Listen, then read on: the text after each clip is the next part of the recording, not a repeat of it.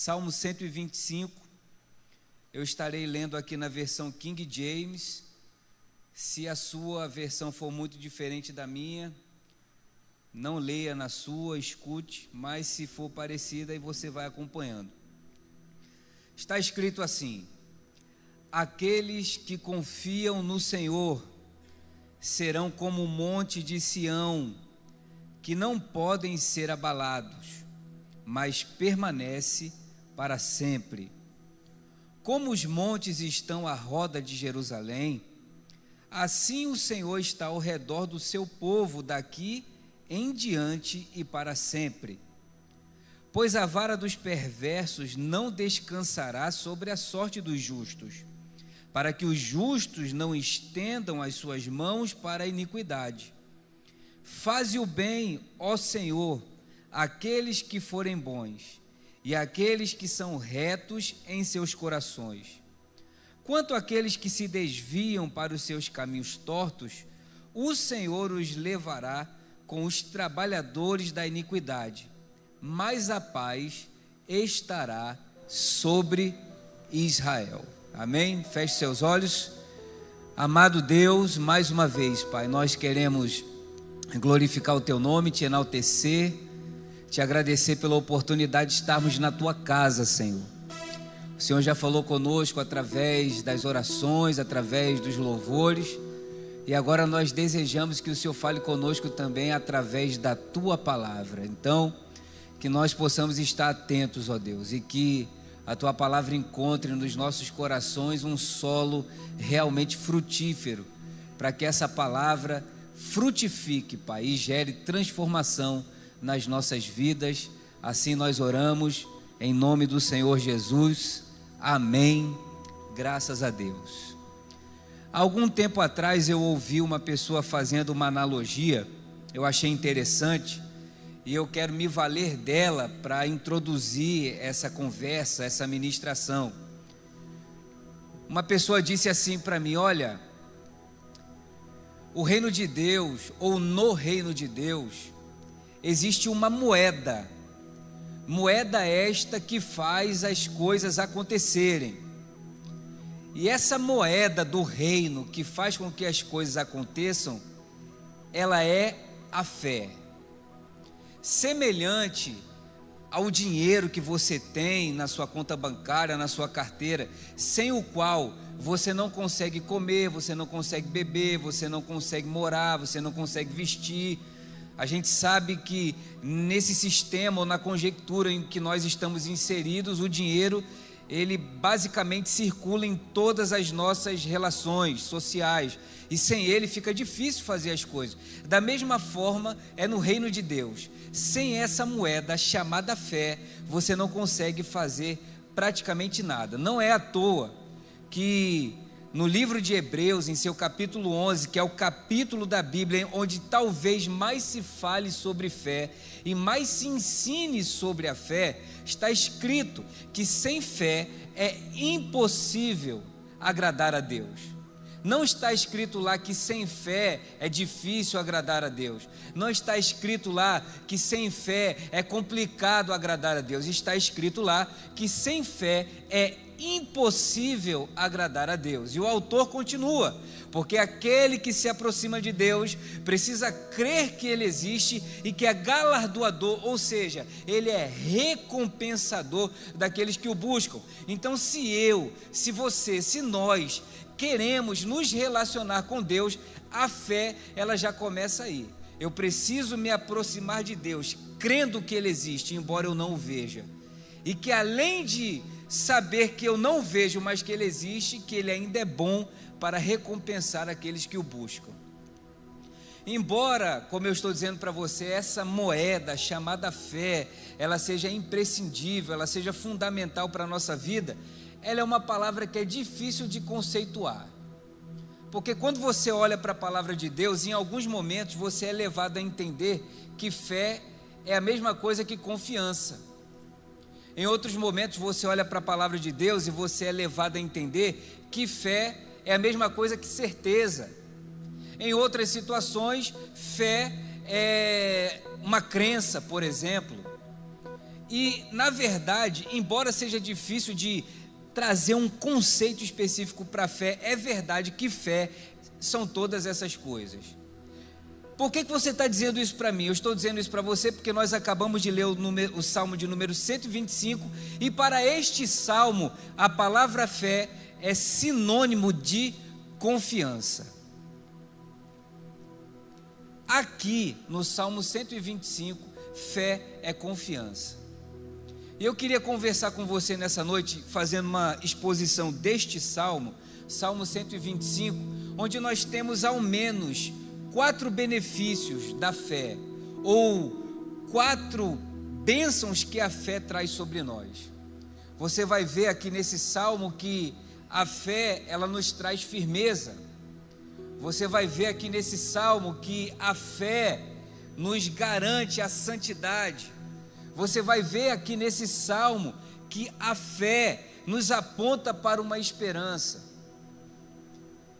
E já nos primeiros versículos, nos versículos 1 e 2, eu vou ler aqui de novo para você e eu peço que você escute. Veja o que o salmista diz: aqueles que confiam no Senhor serão como um monte de Sião, que não pode ser abalado, mas permanece para sempre. Como os montes estão à roda de Jerusalém, assim o Senhor está ao redor do seu povo, daqui em diante e para sempre. Talvez as 2 maiores coisas que o rei Davi fez por Israel foi trazer de volta a Arca da Presença e, além de trazer a Arca da Aliança de volta, conquistar Jerusalém. Jerusalém, antes de Davi, era chamada de a cidade dos Jebuseus. Os Jebuseus eram os habitantes de Jerusalém.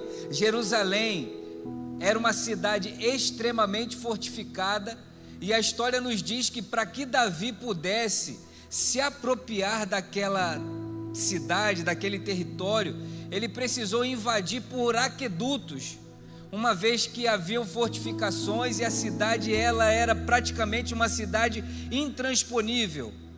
E o autor está dizendo aqui: os que confiam no Senhor. Veja a palavra fé sendo aplicada com confiança. Os que confiam no Senhor serão como o monte Sião, que não se abala, mas permanece para sempre. Da mesma forma que Jerusalém está cercada por uma cadeia montanhosa, assim também é o Senhor em volta do seu povo. Eu não sei se você tem a mesma perspectiva ou a mesma visão que eu, mas para mim não há nada que nos passe mais segurança, ou nada que me passe mais o sinônimo ou o significado de fortaleza do que uma rocha.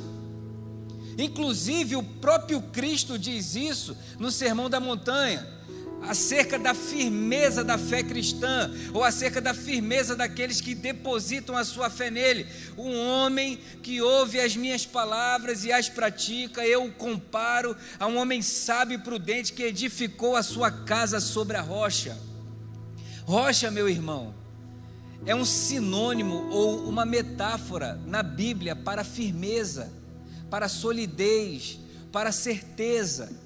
E o autor do Salmo 125, que ninguém sabe quem é, uns dizem que é Esdras, outros dizem que é Neemias, independente de quem quer que seja, ele está dizendo para nós o seguinte: aqueles que têm fé no Senhor, eles serão inabaláveis, eles podem confiar, e a confiança que eles têm não está alicerçada em qualquer coisa, mas está alicerçada em um Deus que não falha, em um Deus que não mente, em um Deus que não muda, em um Deus que não erra, está alicerçada em um Deus que não é homem. O autor está dizendo: olha, quem confia no Senhor está alicerçado na rocha.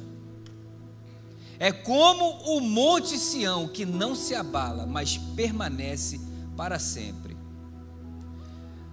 A primeira pergunta que eu queria fazer para você nessa noite é: onde está alicerçada a sua fé? A sua fé está de fato alicerçada neste Deus, no Deus das Escrituras, no Deus de Abraão, de Isaac, de Jacó, no Deus de nosso Senhor Jesus Cristo? Porque se estiver nele, Meu amigo, minha amiga, você pode descansar e confiar. Paulo, quando vai pregar a igreja de Corinto, ele faz questão de mostrar para aquela igreja que a nossa fé, ela não está alicerçada num terreno arenoso. Ele fala à igreja de Corinto o seguinte: olha, quando eu fui ter com vocês, eu não fui com palavras inteligentes, palavras de sabedoria humana. Antes, eu fui ter com vocês no poder de Deus, em demonstrações de espírito e de poder. Aí ele continua e ele diz assim: olha, e eu, como um sábio arquiteto, pus o alicerce, que é Cristo, e todo aquele que vem depois de mim, cuide para saber como está edificando sobre esse alicerce. O que ele está dizendo? Ele está dizendo o seguinte: olha, você pode pregar o que você quiser, você pode falar o que você quiser. Alguns vão ter as obras como feno, outros como palha, outros como ouro, outros como prata. O que você constrói em cima diz respeito do ministro, mas o firme fundamento é Cristo. E esse firme fundamento não pode ser tirado. E deixa eu dizer uma coisa para você: não existe fundamento maior, fundamento melhor do que Cristo Jesus, o nosso Senhor, a rocha eterna. Não existe. Está escrito na palavra de Deus: torre forte é o nome do Senhor, bem-aventurados são aqueles que nele se refugiam. Você conhece o Salmo de Davi, Salmo 91. Está escrito lá que aquele que habita no esconderijo do Altíssimo, a sombra do Onipotente descansa. Ele diz do Senhor: Ele é o meu refúgio, a minha fortaleza, e nele eu confiarei. Meus irmãos, esse esconderijo do Altíssimo é Cristo, essa rocha é Cristo. Eu estou dizendo isso aqui para você porque, como eu vos disse, fé aqui é confiança. E talvez hoje você foi tentado a desconfiar por diversas vezes. Talvez hoje ou nessa semana você foi tentado a agir por incredulidade por diversas vezes. As circunstâncias, elas acontecem, as dificuldades no trabalho acontecem, as dificuldades no casamento acontecem, as dificuldades nos relacionamentos entre pais e filhos acontecem, os problemas vão acontecendo e a gente vai sendo tentado a descrer daquilo que a palavra de Deus diz. Em alguns momentos do nosso dia, em alguns momentos até mesmo dormindo, você fica tão preocupado com as coisas que te acontecem que você é tentado a descrer daquilo que Deus disse. Mas o Senhor te trouxe aqui nessa noite para dizer para você o seguinte: olha, você pode confiar na palavra que sai da boca de Deus, porque está escrito que passarão os céus e a terra, mas essa palavra jamais passará. Essa palavra é firme. A palavra de Deus é firme. Mas deixa eu dizer uma coisa para vocês: confiar não é fácil. Confiar é algo que você vai aprendendo todos os dias. E inevitavelmente, meus irmãos, para que nós aprendamos a confiar, ao menos duas coisas vão acontecer conosco. Ou nós estaremos em situações que nós não conseguimos sair delas sozinho, e isso é desconfortável. Isso é desconfortável. É você, sabe, tentar dar o seu jeito, não conseguir, ficar numa posição totalmente assim vulnerável e dependente. Eu não sei você, mas se tem uma coisa que eu vejo que é um desafio da fé cristã, é verdadeiramente nós nos colocarmos nesse lugar de dependente de Deus. Porque frequentemente quando essas coisas acontecem, Deus permite que elas aconteçam justamente para que nós tenhamos a oportunidade de fazer algo que não é fácil: descansar no Senhor. Se tem uma coisa, meus queridos, que é complicado de fazer e que onera esforço da nossa parte, é justamente descansar. Mas existe uma palavra de Deus para as nossas vidas. Aqueles que conseguirem ousar, aqueles que conseguirem ignorar as circunstâncias ao seu redor e se colocarem nesse lugar de descanso e de confiança, vão ver a mão de Deus se movendo em seu favor, porque é só assim que Ele faz, é assim que Ele opera. E o salmista está dizendo: olha, quem confia no Senhor permanece inabalável. a economia falha conosco. Nós temos momentos, ciclos de mercado, momentos bons, momentos ruins. Os políticos eu não preciso nem dizer, né? Eles falham conosco. A liderança falha conosco, meus irmãos. E aqui ninguém, pastor André, nunca vestiu essa máscara ou essa personagem de uma pessoa que é infalível. Muito pelo contrário. Eu não sou infalível, você não é infalível. As pessoas falham conosco, a economia falha, a política falha, o teu dinheiro falha. Às vezes a tua saúde vai embora.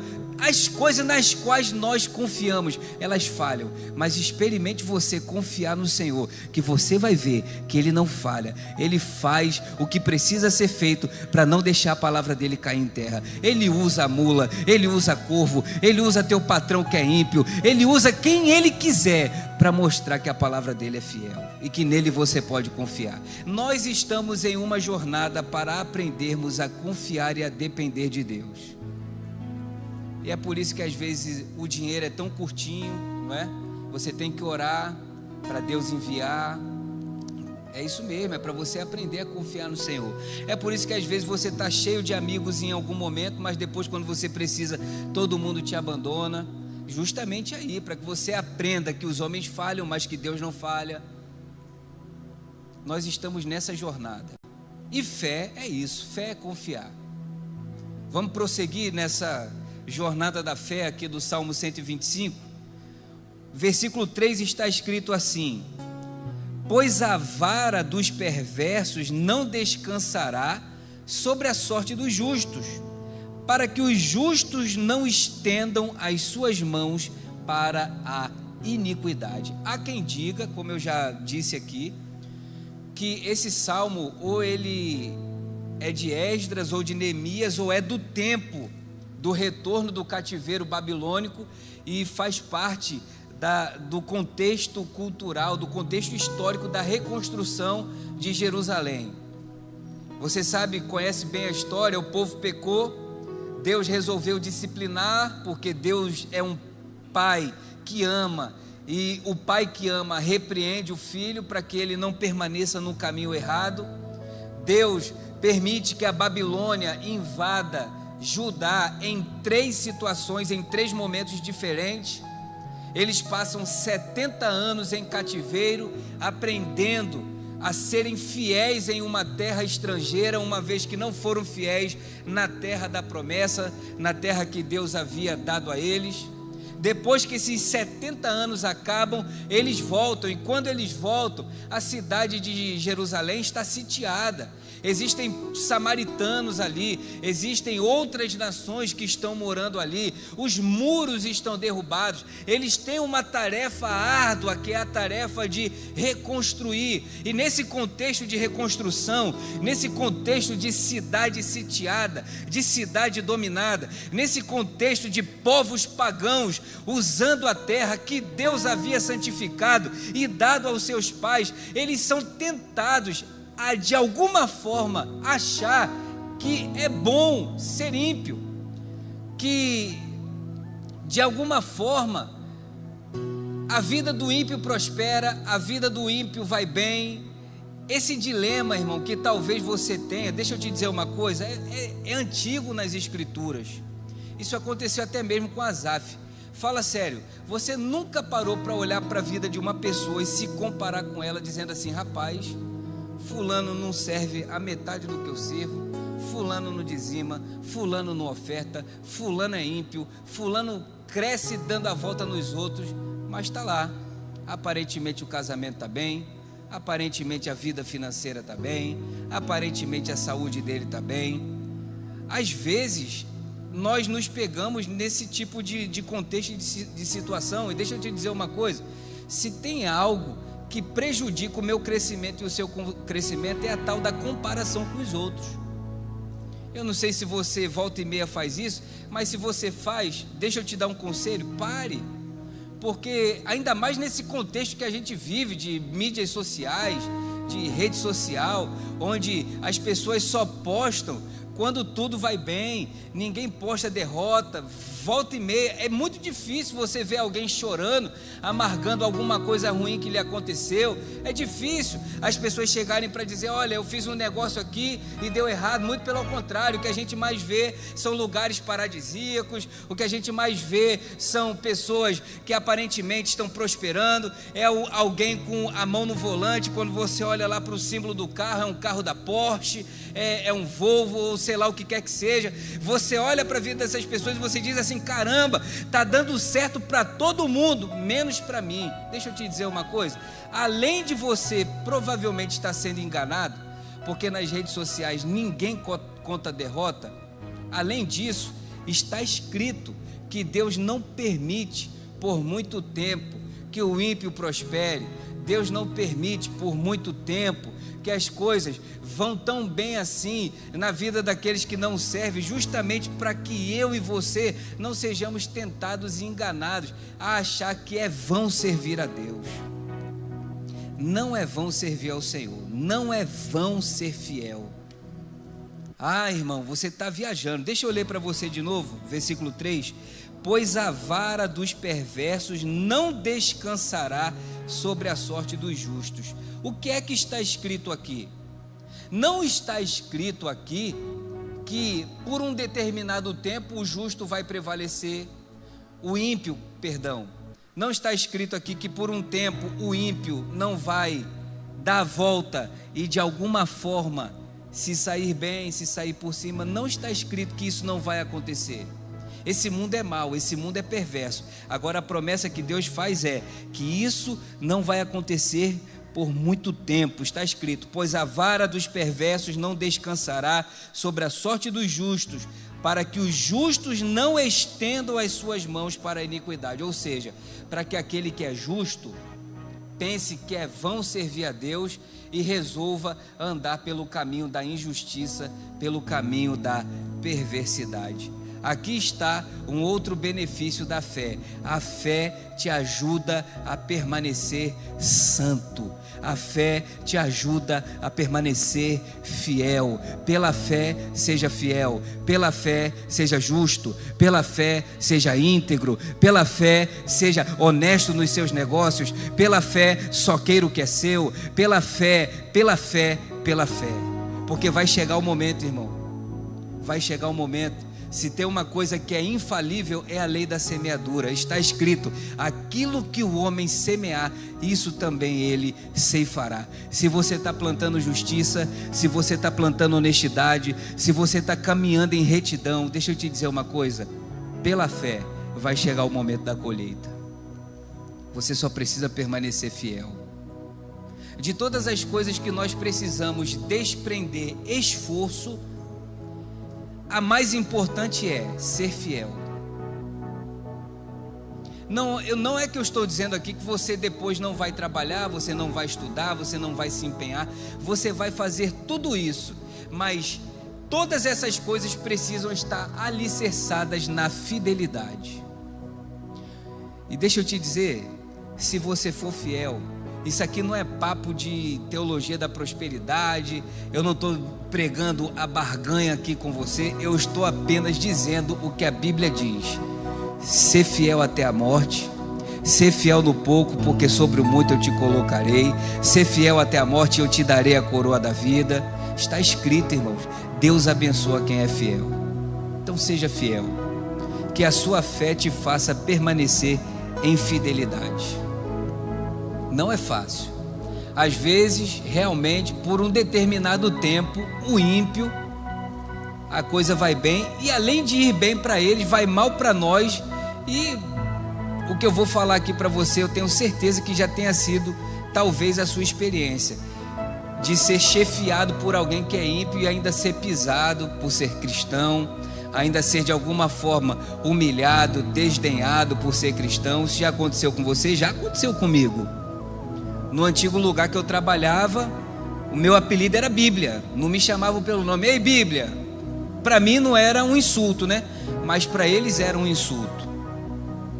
De certa forma eles estavam insultando, me insultando, né? Chamando de Bíblia, crentezinho, pastorzinho. Não importa, era assim que acontecia. Mas quando manifestava um demônio dentro da delegacia, dentro da cadeia lá, quem é que chamava? Chama lá o Bíblia, chama lá o pastorzinho. Quando alguém estava doente, com um problema no casamento, chamava quem?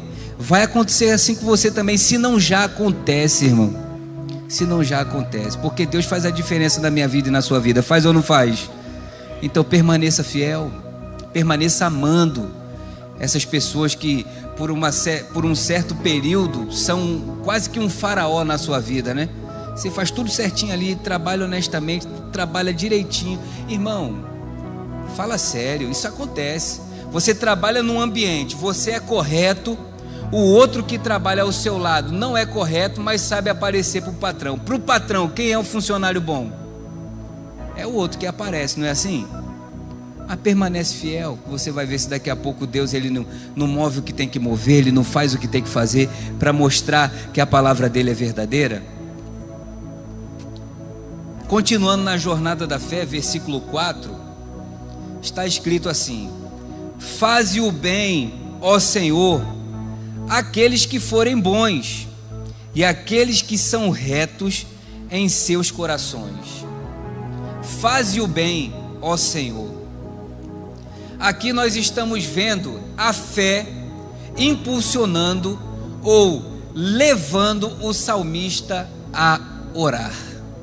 Então, recapitulando aqui um pouquinho do que a gente já conversou sobre os benefícios da fé: quem tem fé confia, quem tem fé é fiel e quem tem fé ora. Quem tem fé ora.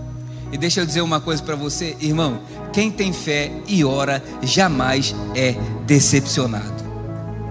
A oração ela pode até demorar um pouquinho, as coisas podem não acontecer imediatamente ou exatamente, ou até mesmo elas podem não acontecer do jeito que a gente pensava, mas uma coisa é certa: Deus responde. É verdade que às vezes a resposta que Ele dá era aquela que a gente queria receber. É verdade que em outros momentos a resposta que Ele dá não era aquela que nós esperávamos, mas mesmo quando não é a resposta que nós esperávamos, era a melhor resposta que nós podíamos receber. Pela fé está escrito: Josué orou: sol, detenha-te sobre o vale de Aijalon, lua, pare sobre Gibeon, até que o Senhor nosso Deus nos dê vitória contra os nossos inimigos. E está escrito, meus irmãos, ali o autor diz que o sol parou. Hoje a gente compreende que na verdade foi a terra que parou de girar. Eu não sei o que você acha maior de milagre. Para mim é tudo milagre, mas uma coisa é certa: Deus deu vitória ao seu povo. O sol teve que ficar ali, estendido, até que a vitória fosse dada ao povo de Israel. Pela fé, um certo homem orou. Ezequias, depois de ter sido confrontado com uma palavra do profeta Isaías: olha, arruma a tua casa, põe tua casa em ordem, porque certamente morrerás e não viverás. Na mesma hora, irmãos, a Bíblia diz que esse homem virou a cara para a parede e começou a orar: ó Senhor Jeová, Senhor dos exércitos, veja como eu tenho sido fiel neste tempo em que estou reinando, neste tempo em que estou liderando o teu povo. Veja como eu tenho procedido corretamente, guardado a tua lei. Então, Senhor, tem misericórdia de mim. Irmão, o profeta nem saiu do pátio do palácio. O Senhor falou com ele, mandou ele voltar e disse para ele assim: olha, vai até Ezequias e diz a ele: por causa da tua oração, mais 14 anos de vida você recebeu. Pela oração, a doença que é incurável, o Senhor cura. Pela oração, os inimigos são derrotados. Pela oração, a água brota da rocha. Pela oração, e aqui a gente poderia passar a noite toda falando só de oração, sim ou não? E aí? E você? A sua fé, ela tem te levado para esse lugar de oração? Tem te levado para esse lugar de clamor? Irmãos, a gente desfruta de um privilégio impressionante. Quem esteve aqui no culto de domingo? O Jason pregou aqui, falou um pouco sobre o privilégio que é estar na mesa com o Senhor. E meus irmãos, Às vezes a gente sabe das coisas, mas não permite que aquilo que a gente sabe se torne uma verdade prática na nossa vida. Você já me ouviu dizer aqui, você já ouviu a pastora, você já ouviu diversas pessoas falarem para você que se você quisesse hoje falar com o prefeito, você não conseguiria. Você ia enfrentar uma grande burocracia. Se você quisesse falar com o governador, eu não vou nem muito longe não, se você quisesse falar com o vereador que você mesmo elegeu, você talvez não teria a mesma facilidade, a mesma praticidade que nós temos de falar com o nosso Senhor. Esse Deus é bom ou não é? Tem caminhos aí afora, né, que para você acessar a divindade, tu tem que oferecer, tem que dar dinheiro, tem que, sei lá, oferecer bebida, oferecer comida. Com o nosso Deus não é assim. Você vê aqui, a gente participou do momento do ofertório, não tem nem meia hora. Meu irmão, você ofertou se você quis. O nosso Deus, ele não é aquele que bota, sabe, aquele terror e diz assim, olha, você tem que dar tanto. Agora tem certos deuses por aí, né? Vamos colocar em muitas aspas aí, que é do bom e do melhor. É a melhor bebida, é a melhor cachaça, é a melhor comida. Tudo isso para você, de certa, para as pessoas que estão sendo enganadas por isso, para de certa forma poderem acessar a divindade. Para nós não é assim, irmãos. Basta apenas você dobrar o seu joelho e crer no teu coração no que está escrito lá em Hebreus, capítulo 12. Está escrito lá: entremos com ousadia e com confiança perante o trono da graça, para que possamos alcançar graça e fidelidade, misericórdia em tempo oportuno, pelo sangue de Jesus Cristo que nos abriu esse caminho. Você tem total acesso ao Senhor, irmão. Você pode falar com Deus no seu carro, você pode falar com Deus aqui na igreja, você pode falar com Deus na sua casa, no seu trabalho, até em banheiro de boteco eu já falei com o Senhor e Ele me respondeu. Tu crê nisso? Diga glória a Deus. Tu tem esse privilégio, irmão, de poder falar com o Senhor. E aqui nós estamos vendo o salmista nos mostrando mais uma face da fé, a face da fé que nos leva a orar. E por último, para nós orarmos um pouquinho, versículo 5, está escrito assim: quanto àqueles que se desviam para os caminhos tortos, o Senhor os levará com os trabalhadores da iniquidade, mas a paz estará sobre Israel. Aqui nós temos mais uma face da fé, e a face da fé que nos traz esperança. O que é esperança? Se eu perguntasse isso para vocês, se eu te desse aqui o microfone, fosse fazer aqui um censo com a igreja, cada um ia falar uma coisa. Ah, Clever, esperança é uma expectativa de coisas melhores no futuro. Ou esperança é uma convicção de que algo bom vai me acontecer. Cada um, acho que até alguém dizia que a esperança é a minha cidade natal.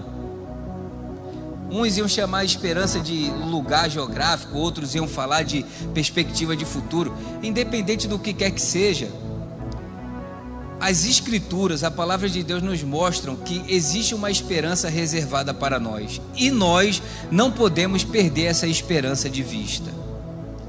Como eu disse, alguns acreditam que esse salmo ele é composto por ocasião da reconstrução de Jerusalém. Por isso que o autor diz no final assim, ó: mas a paz estará sobre Israel.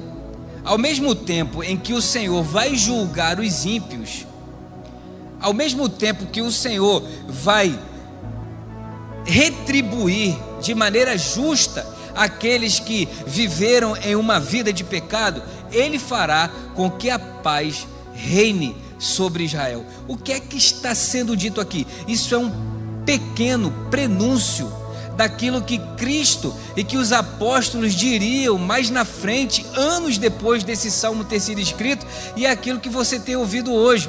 Haverá um tempo de juízo, um tempo de julgamento da parte de Deus. Só que esse juízo e esse julgamento, que para os ímpios é motivo de aflição, será motivo de choro, de pranto, de ranger de dente. O Evangelho nos assegura que para nós não, para nós será motivo de esperança. Porque vai chegar o dia em que todos nós compareceremos diante do Cordeiro, diante de Deus. Uns ouvirão ele dizer: apartai-vos de mim, não vos conheço, vocês que praticam o pecado. Mas para nós, os que confiamos no Senhor, para nós, pessoas que estão inseridas no Salmo 125, esse dia, que para muitos será de tristeza, para nós será de alegria, porque ouviremos o Senhor dizer para nós assim, ó: vinde bendito de meu Pai, entrai no gozo do vosso Senhor, entrai nesse reino que já está preparado para vocês desde antes da fundação do mundo. A minha fé, a sua fé, ela precisa nos levar para este lugar de esperança. O mundo está sem esperança, meus irmãos. O mundo está sem esperança. Ontem, ou foi antes de ontem, eu estava lendo uma pesquisa que fizeram com alguns bilionários do mundo, pessoas que realmente assim controlam praticamente 99% das riquezas do mundo, e fizeram perguntas a essas pessoas sobre o que hoje lhes traz desesperança. Alguns disseram que seriam alterações climáticas, outros disseram que seria a inteligência artificial, e alguns disseram que seria as dificuldades econômicas por causa da política tarifária dos Estados Unidos da América. Independente do que quer que seja ou do que as pessoas achem, o mundo cada vez mais caminha nesse lugar de desesperança. Nós em 2020 enfrentamos algo que talvez, se alguém viesse nos dizer há um tempo atrás, nós não acreditaríamos. O mundo praticamente parou. Nós ficamos dentro das nossas casas por meses, irmãos. E enquanto aquilo ali acontecia, nós nem sequer sabíamos quando nós poderíamos sair das nossas casas de novo. E andar livremente como nós fazemos hoje. E embora a gente faça isso hoje, tem gente que até hoje não se recuperou dos resquícios daquela pandemia. Pessoas queridas morreram, pessoas que não tinham comorbidades hoje têm doenças resultantes do Covid-19.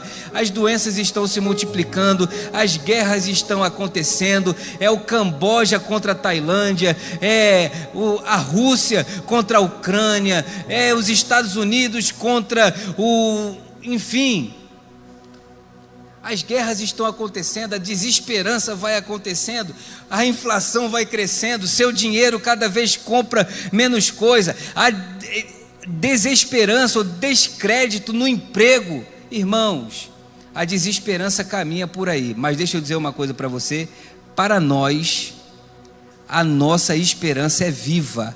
A nossa esperança tem nome, e o nome dessa esperança é Jesus Cristo. Eu não sei como é que está a sua situação, não sei como é que está a sua conta bancária, não sei como vai sua saúde, não sei como vai a sua vida profissional, como você está no seu ambiente de trabalho. Independente de como estiver, você pode ter diversas razões para se desesperançar, mas eu só quero te dar uma razão, e essa razão que eu vou te dar, ela é maior do que todas as razões que você tem para descrer, para não acreditar. O nome da razão que eu te dou para ter esperança é Jesus Cristo. Nele a nossa esperança não é falha, nele nós não somos frustrados. Os que confiam no Senhor são como os montes de Sião, não se abalam, mas permanecem para sempre. Nós temos um Deus que cuida de nós. Você pode ficar de pé?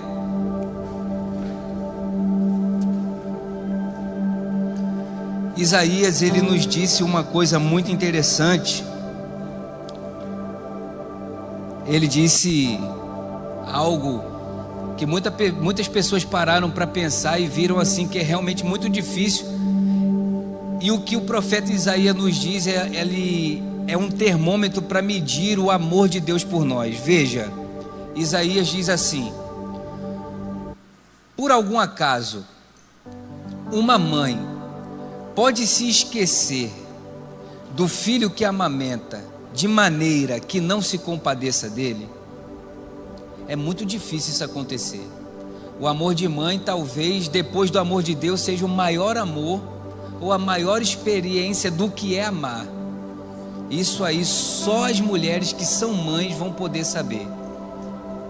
E o profeta está dizendo: pode uma mãe se esquecer do filho que amamenta de maneira que ela não ligue para ele, que ela não se compadeça, que ela não se preocupe com ele? Muito difícil. Aí ele diz assim, ó: mas ainda que isso aconteça, todavia, o Senhor não vos esquecerá, o Senhor não deixará de vos amar. Depois ele diz algo interessante que é parecido com o que está aqui no Salmo 125, porque o Salmo 125 que nós lemos diz assim: assim como as cadeias montanhosas estão em roda de Jerusalém, assim também está o Senhor em volta do seu povo. Você crê que o Senhor está na sua volta, na sua vida? O Salmo diz isso. Eu creio que o Senhor está comigo. Eu creio que Ele anda comigo. Eu creio que enquanto eu estou na rua, Ele está comigo. Eu creio que enquanto eu estou dormindo, Ele está comigo. Enquanto eu estou trabalhando, Ele está comigo. Enquanto eu estou descansando, Ele está comigo. Eu creio.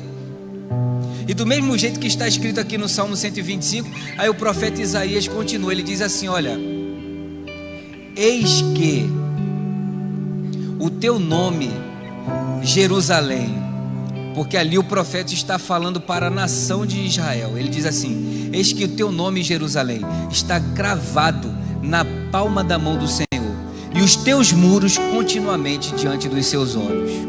Essa palavra se aplica na minha vida e na sua vida, e eu posso dizer isso para você sem medo de errar. Eu creio que o meu nome e o seu nome está nas mãos do Senhor. Você crê assim? E além disso ele diz assim, olha: e os seus muros estão continuamente diante dos meus olhos. Você crê que a sua vida e a sua casa estão continuamente diante do Senhor? Eu creio assim. Então, irmão, a partir de hoje, não tema as más notícias, não tema os homens maus, não tema as ameaças, não tema as dificuldades do seu trabalho, não tema os problemas que esse Brasil possa enfrentar. Não tema, não tema, não tema. Apenas confie no Senhor, porque os que confiam no Senhor são como os montes de Sião, não se abalam, permanecem para sempre. Você vai permanecer, a sua casa vai permanecer. Enquanto eu meditava nessa palavra em casa, o Senhor ele falava comigo: Clever, tem pessoas que vão estar te ouvindo hoje, que estão sendo ameaçadas no seu ambiente de trabalho, por me servirem, por serem fiéis. A palavra de Deus para a sua vida é: não tema, porque o Senhor é contigo. Se essa situação está acontecendo com você, não tema, fique em paz, apenas confie no Senhor. Eu queria orar com você nesse momento. Você pode ir aí no seu lugarzinho mesmo, não precisa vir aqui. Eu queria que você colocasse a sua mão no seu coração e que você viesse a buscar a Deus nesses poucos minutos que eu ainda tenho aqui de oportunidade.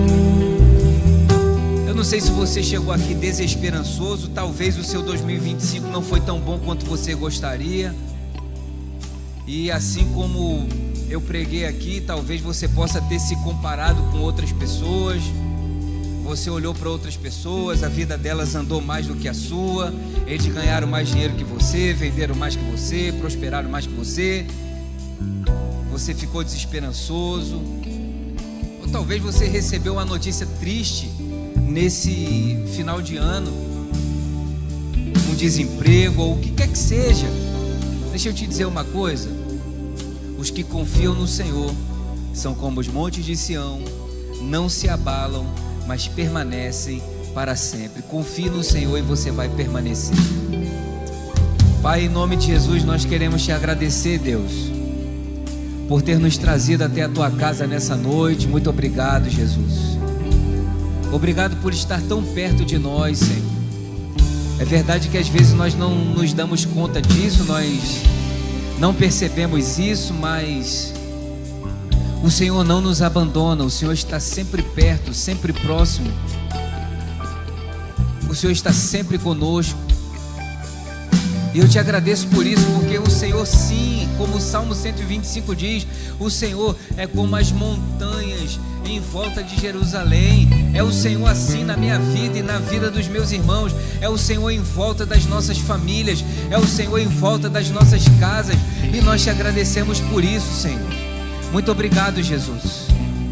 Nós queremos te apresentar agora, eu quero te apresentar agora os corações turbados, os corações entristecidos, aqueles que por algum acaso estavam desesperançosos com as situações da vida, com as dificuldades da vida.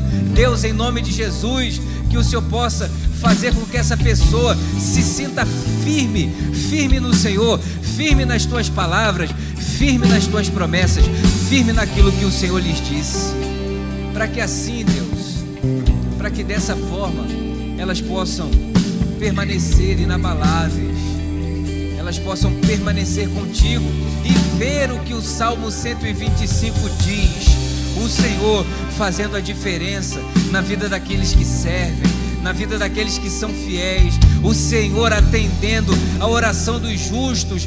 Deus, em nome de Jesus, eu oro para que o Senhor visite o teu povo, para que o Senhor fortaleça a tua igreja, para que a desesperança dê lugar à esperança, para que a tristeza dê lugar à alegria, para que o luto dê lugar, Senhor, em nome de Jesus, ao riso, ao gozo, em nome de Jesus, Pai. Nós glorificamos o teu nome e te agradecemos. Muito obrigado, Senhor. Obrigado por ser, Deus, o nosso alicerce. Obrigado por ser o nosso firme fundamento, porque nós sabemos que firmados no Senhor, como está escrito, correm os rios, sopram os ventos, vêm as tempestades, mas a nossa casa não cai, ela permanece inabalável. Obrigado por nos dar casa firme. Obrigado, Senhor, por nos dar casa inabalável.